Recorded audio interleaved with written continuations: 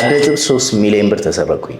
እንግዲህ በዚህ ሰዓት አንድ ቪትስ መግዛት ይችላል። ለወጣቶች ደግሞ እንግዲህ እንዲገባችሁ 6 አይፎን 17 ፕሮ ማክስ መግዛት የሚችል ገንዘብ ነው እና የሰረቀኝም በጣም የቅርብ ሰው ነው። ማን እንደሆነ አላወኩም፣ እገሌ ነው ማለት አልቻልኩም።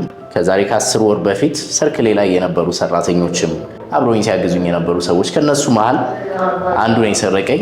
ያው ክሪፕቶ ላይ ደስ የሚለው ሰውየውን ባታውቁት እንኳን ስቲል ዋሌቱን ግን ትራክ አድርጋችሁ መድረስ ትችላላችሁ። እና ይሄ ዋሌት ነው እንደምታዩት አሁን ላይ ወደ 550 ምናምን ዶላር ነው ያለው። በጊዜው ሲሰርቀኝ $7000 ነው የነበረው ይሄ ማለት ነው። እና አሁን ላይ ሳየው ብሩን ወይ እሱ አልተጠቀመበት። በጣም ያናደረኝ ፓርት ደግሞ እሱ ነው። ገንዘቡንም አልተጠቀሙበትም፣ አየር ላይ ነው የቀረው። ምቀኝነት በጣም መጥፎ ነገሩ ምንድነው? ሰዎች ላይ የሆነ እናንተ ምንድነው ይሄ ያላችሁ ህስድና እናንተም እንድትጠቀሙት አያደርጋችሁም ያን ነገር። በእርግጠኝነት እኔ ጋር የነበሩ ሰርክሎች ያኔ ማለት ነው ሁሉንም ነግሬያቸው ነበር እንዲሰሩ።